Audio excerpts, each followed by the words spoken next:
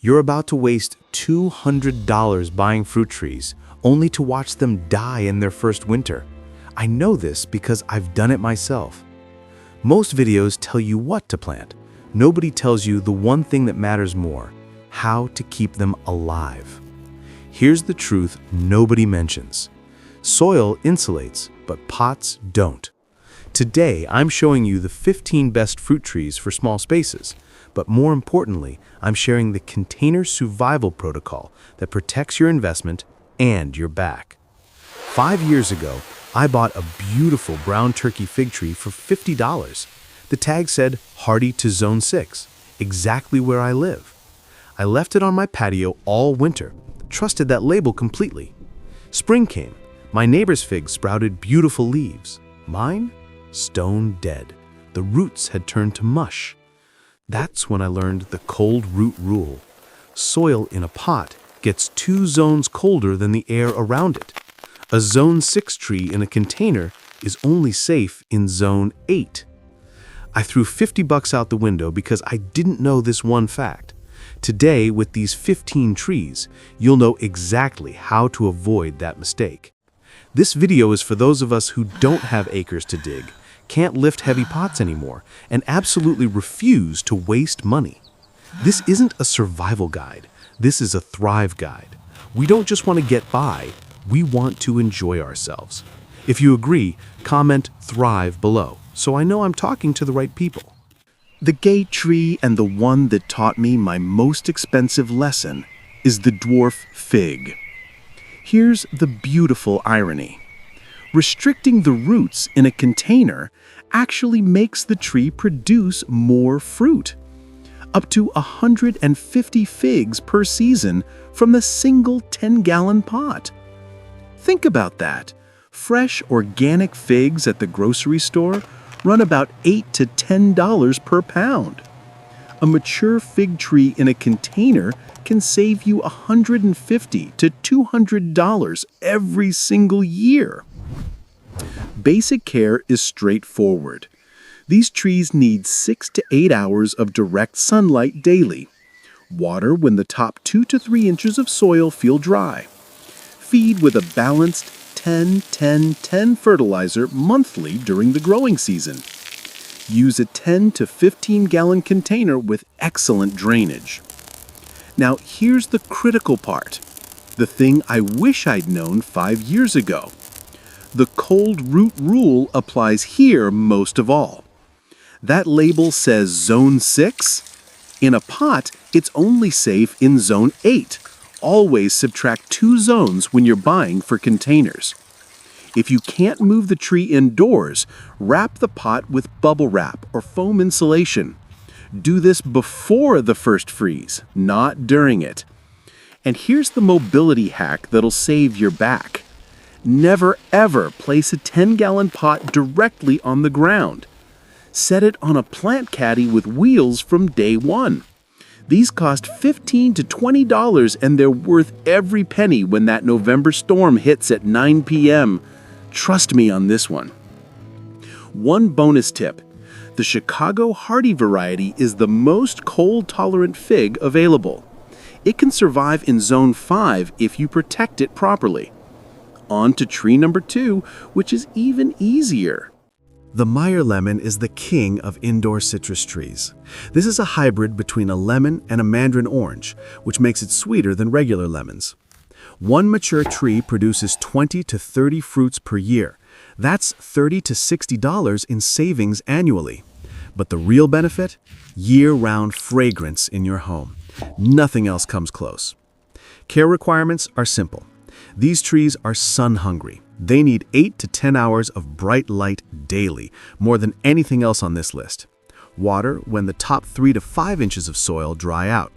Use a specialized citrus fertilizer every 6 weeks. Plan for a 15 to 20-gallon container once the tree matures. Here's what most people miss. If you're growing this indoors, there are no bees to pollinate the flowers. You need to hand pollinate using a small paintbrush. Just gently brush from flower to flower once a week during bloom time. 5 minutes of work equals a full harvest. Good news though, Meyer lemons are self-fertile. You only need one tree. One warning: never water these with cold tap water in winter. Use room temperature water to avoid thermal shock to the roots. Apples in containers? Absolutely. And here's how. The M27 rootstock creates trees that only reach 4 to 6 feet tall, but the apples stay full-sized. A well-maintained container apple tree produces fruit worth $120 to $200 annually.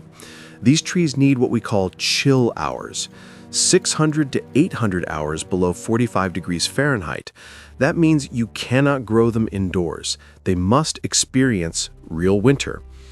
Use a minimum 20-gallon container for dwarf apples. They have more extensive root systems than figs or citrus. Apply the cold root rule here. A Honeycrisp apple rated for zone 4 in the ground needs zone 6 in a pot. Always check your actual zone before buying. Here's the fertility check that trips people up. Apples need a partner. One tree produces very few apples. You need 2 different varieties within 50 feet of each other for good pollination. Buy a Honeycrisp and a Gala together, or rely on your neighbor's tree if they have one close enough. The pollen must be compatible, so choose varieties that bloom at the same time. This is the plant that completely changed how I think about container gardening. Blueberries are a superfood for brain health, packed with antioxidants. 3 bushes produce 12 to 15 pounds of fruit per year. That saves you $300 annually on organic berries. But let me tell you what really happened. Before I grew blueberries in containers, I spent $300 every summer buying those tiny clamshells of sour berries at the grocery store. My neighbor actually laughed when he saw me hauling bags of acidic soil up to my balcony. I followed the formula exactly. 3 containers, soil pH of 4.5, and rainwater only. No tap water because it's too alkaline. I did everything I'm about to tell you in a minute. Last year, I harvested 26 pounds of blueberries from my 50-square-foot balcony. When I brought a bowl to that same neighbor, he asked where I bought such expensive organic berries. The look on his face when I said, I picked them on my balcony this morning, priceless. Now here's how you do it. Blueberries need extremely acidic soil, pH 4.5 to 5.5. Use specialized ericaceous potting mix. Water with rainwater whenever possible because tap water raises the pH over time. Feed with acid-loving plant food monthly. Use 15-gallon containers with exceptional drainage. One critical note on pollination. Blueberries need 2 different varieties to produce maximum fruit. One bush will still produce berries, but the yield drops by 60 to 70%. Buy 2 varieties that bloom at the same time, like Blue Crop and Legacy, or Patriot and Duke. Dwarf cherry trees give you ornamental beauty plus edible fruit in one package. Naturally compact varieties like Stella cherry fit perfectly in small spaces. One tree produces 10 to 15 pounds of cherries annually, worth $60 to $90 at organic prices. These need full sun, at least 6 to 8 hours daily. Water when the top 2 inches of soil dry out. Use a balanced fruit tree fertilizer in early spring. A 15 to 20-gallon container works well. Here's the one non-negotiable requirement. You must use bird netting the moment the cherries start changing color. Not when they're ripe, when they first blush pink. Birds will strip every single cherry in one morning if you don't protect them. I've seen it happen. The good news? Stella cherries are self-fertile. You only need one tree. Expect fruit in the 2nd or 3rd year after planting. Don't expect a heavy crop the first season. The tree is still establishing roots. Patio peaches use genetic dwarf varieties, not grafted rootstock. That makes them naturally small and stable in containers. The fruit tastes significantly better than grocery store peaches because you can let them ripen fully on the tree. One container peach produces 10 to 20 pounds of fruit, worth $30 to $120 depending on your harvest. Use a 15 to 20 gallon container minimum. These trees need regular pruning to maintain their compact shape. Prune in late winter before new growth starts. The cold root rule applies to peaches just like figs. Check your zone carefully and subtract 2 zones for container growing. Here's what makes peaches special. They're self-fertile and they fruit quickly. Many varieties produce in the second year. Water consistently during fruit development. Inconsistent watering causes the fruit to crack or drop prematurely. One pro tip: thin the fruits when they're marble-sized. Remove half of them. I know it feels wrong, but the remaining peaches will grow twice as large and taste much sweeter. Strawberries have the lowest startup cost on this entire list, about $20 for a vertical tower setup. But here's the return. A well-maintained strawberry tower produces fruit worth up to $190 per year. That's nearly 10 to 1 return on investment. Alpine strawberries tolerate partial shade better than any other variety, which makes them perfect if you don't have full sun. They produce smaller berries, but with incredibly intense flavor. You can grow strawberries in hanging baskets, vertical towers, or traditional containers. The key is maximizing vertical space, since strawberries don't need deep soil. 6 to 8 inches is plenty. Keep the soil consistently moist, but never waterlogged. Feed every 2 weeks with diluted liquid fertilizer during the growing season. These are self-pollinating, so 1 plant is enough. But honestly, plant at least 6 to get a meaningful harvest. Here's the maintenance reality. Strawberry plants decline after 3 years. Plan to replace them completely every 3rd season. The productivity drops significantly after that point. But at $20 every 3 years, still the best bargain in container fruit growing. Currants are the shade superstars. They only need 4 to 5 hours of sunlight per day. Every other fruit on this list needs 6 to 8 hours minimum. These berries contain 4 times more vitamin C than oranges. Fresh currants sell for $8 to $12 per pint at farmers markets, when you can find them at all. Most grocery stores don't even carry them. That scarcity makes them incredibly valuable for home growers. Use a 10-gallon container minimum. Currants are cold-hardy down to zone 3, which means they're bulletproof in most climates. Water regularly during fruit development, but they tolerate some drought once established. One important note: check your local regulations before planting currants. Some states still restrict them because they can host white pine blister rust. Most states have lifted these bans, but verify first. These bushes are self-fertile, so 1 plant produces plenty of fruit.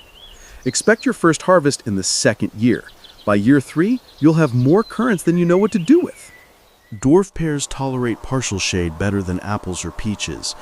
That makes them the best choice if your space only gets 5 to 6 hours of direct sun. Quince rootstock keeps these trees compact, 5 to 8 feet tall, while producing full-sized pears. The fruit stores exceptionally well. Properly stored pears last 3 to 4 months in a cool basement or garage. Use a 20-gallon container. Pears need less water than most fruit trees. They actually prefer soil on the drier side. Overwatering causes more problems than underwatering with pears. Apply the cold root rule here, just like with apples. For pollination, pears need a partner tree. You need 2 different varieties that bloom simultaneously. Good combinations include Bartlett with Bosque or Anjou with Comice. If your neighbor has a pear tree within 50 feet, you might be able to rely on that for pollination, but buying 2 varieties guarantees success. Pears typically fruit in the 3rd or 4th year. They're slower than peaches, but worth the wait. Gooseberries are incredibly cold-hardy. They survive down to -40 degrees Fahrenheit. That's zone 2 territory. They also tolerate partial shade well, needing only 4 to 6 hours of sun. Here's what makes gooseberries special. This is a forgotten fruit you simply cannot buy fresh in stores.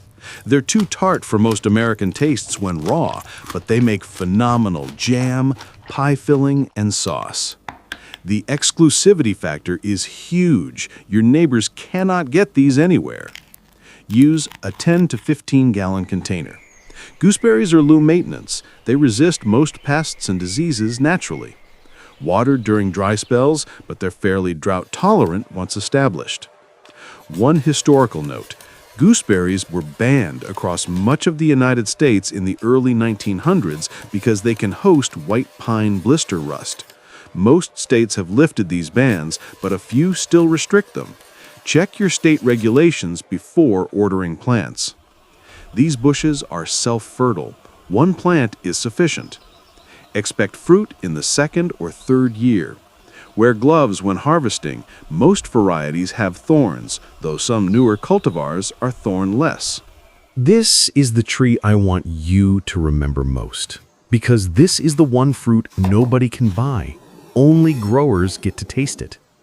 The pawpaw is the largest native fruit in North America. It tastes like banana custard mixed with mango. Thomas Jefferson grew them at Monticello.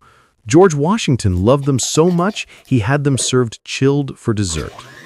So why can't you buy pawpaws at any store? They're too soft. The fruit spoils within 2 days of picking. There's no way to transport them commercially. If you want to taste a pawpaw, you absolutely must grow it yourself. That exclusivity is worth more than any dollar amount I can calculate. Now here's where pawpaws get interesting. Young pawpaw trees love shade. They actually need 90% shade for the first 2 years. In nature, they grow under the forest canopy. But mature trees need full sun to fruit well.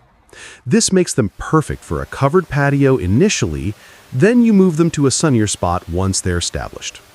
Use a 25 to 30 gallon container, the largest on this list. These trees naturally grow tall and they need root space. They're hardy to zone 5, which covers most of the United States.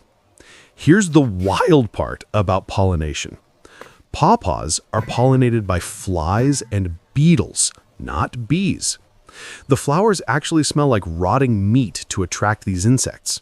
The secret trick that actually works? Hang a piece of spoiled meat near the tree when it's flowering. I know that sounds bizarre, but it's genuinely effective.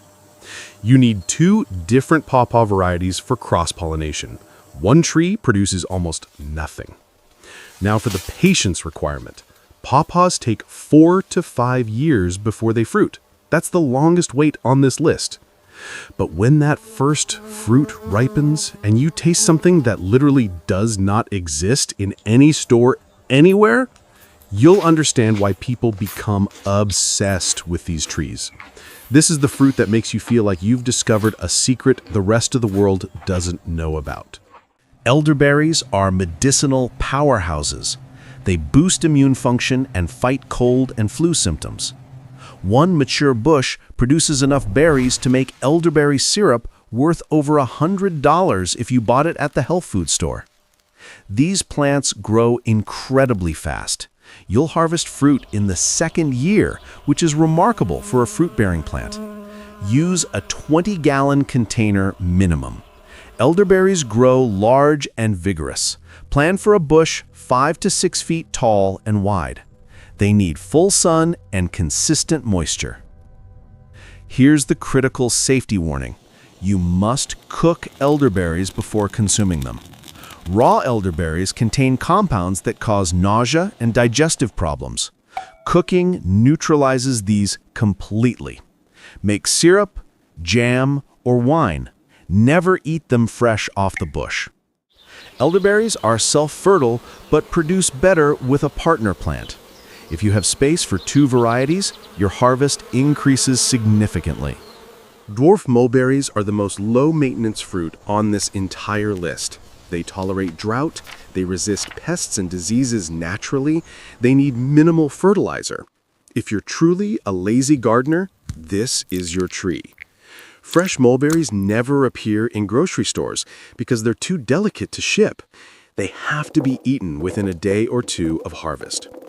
One 15-gallon container produces several pounds of sweet, juicy berries every year. Here's the genius harvest method. Spread a clean tarp or sheet under the tree when the berries are ripe. Shake the branches gently.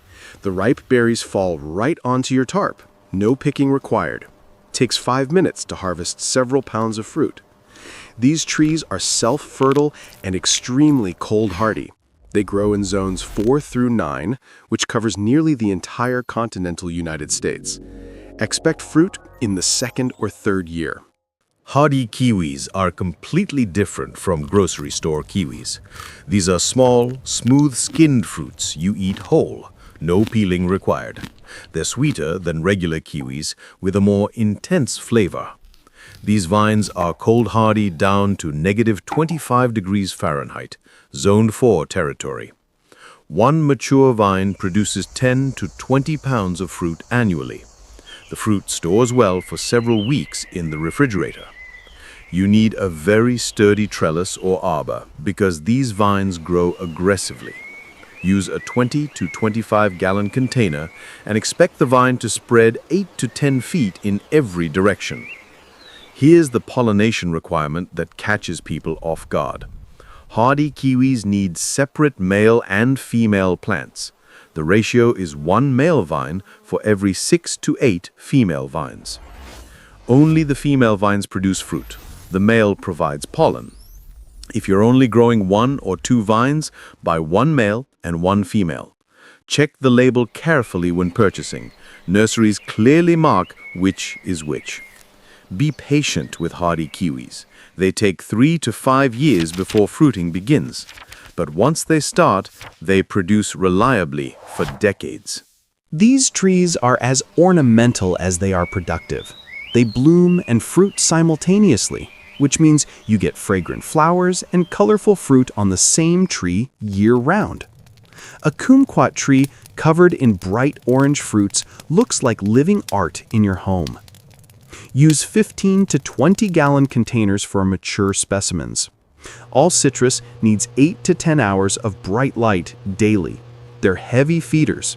Use specialized citrus fertilizer every 4 to 6 weeks during the growing season. The cold root rule is critical here. Citrus cannot tolerate freezing temperatures at all. Bring them indoors when temperatures drop below 40 degrees Fahrenheit. Most dwarf citrus varieties are self-fertile. 1 tree is sufficient for a good harvest. These trees fruit year-round in ideal conditions, which is unique on this list. You might have flowers, green fruit, and ripe fruit all on the same tree simultaneously. Key limes are smaller and more aromatic than Persian limes. Kumquats are eaten whole. The sweet peel balances the tart flesh. Calamondins make incredible marmalade. All of these add variety and beauty to your container garden. One final secret that changes everything. This technique alone can revive a declining container tree. After 2 to 3 years, trees and containers become root-bound. The roots circle around and around the pot, unable to absorb water or nutrients properly. Fruit production drops by 50% or more. The solution is root pruning. Every 2 to 3 years in late winter, remove the tree from its container. Use a sharp knife to cut away 2 to 3 inches of roots all the way around the root ball, sides and bottom. Replace with fresh potting soil and replant in the same container. The result? Fruit production increases 30 to 50%. The tree acts like it's been reborn. I know it sounds drastic. Cutting away healthy roots feels completely wrong. But this is how professional growers maintain container trees for decades. Without root pruning, your trees will slowly decline no matter how well you care for them otherwise. Before we finish, let me remind you of the most important thing. 3 years ago, I spent 3 days flat on my back in bed. Couldn't move without pain shooting down my legs. Why? Because a frost warning came at 9 p.m. on a November night. I rushed outside to move 4 15-gallon containers into my garage. I didn't use wheel caddies because I thought I could handle it. The trees survived. My back didn't. I made a promise that day. I will never fill a container with soil unless there's a plant caddy underneath it first. That's not laziness. That's insurance for your golden years. Take care of your trees, but also take care of yourself. Your back matters more than any plant does. Today you learned 3 golden rules. The cold root rule, subtract 2 zones for containers, always. The fertility check, does your tree need a partner or is one enough? The mobility hack, protect your back with wheel caddies from day 1. You learned 15 trees perfect for small spaces. And you learned 1 survival protocol that keeps your trees alive and keeps you healthy. I started this journey 8 years ago with $50 and a single container. Today, my small garden saves me $2,000 every year and brings me joy I can't measure in money. You don't need acres. You don't need decades of experience. You just need to start the right way. If this video helped you, like and subscribe so you don't miss what's coming next. Comment Thrive below. I read every single one, and it tells me I'm reaching the right people. Now, go get yourself a tree. But remember, check that zone carefully and buy the plant caddy first. Happy growing!